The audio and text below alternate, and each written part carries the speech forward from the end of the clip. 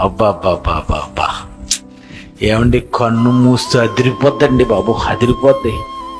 చచ్చిపోయావా అదిరిపోద్ది. చచ్చిపోయావా ఏ రోజు చూడలేని దేవదూత ముఖాలను చూస్తావు ముందు. ఇలా చూడగానే ఓరు నాయనా ఇదేంటి దేవదూత కదండి. ఎన్ని దూతలు, ఎంతమంది. నువ్వెవరో?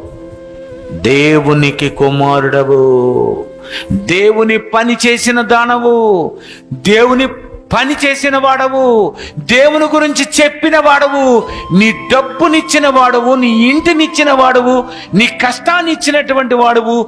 దేవుడి గురించి పరితపించిపోయి రాత్రైనా పగలైనా ఎంత దూరమైన ప్రయాణం చేసినటువంటి నీకు చచ్చిన తరువాత ఏ సదుపాయం లేదా? లోకానికి వెళ్ళగానే నీ సమూహము దానిలో నివసించును. ఎన్ని సంవత్సరాలుగా దేవదూతలు నివసిస్తున్నాయి. దీనులకు సదుపాయములు కలుగజేసితివి.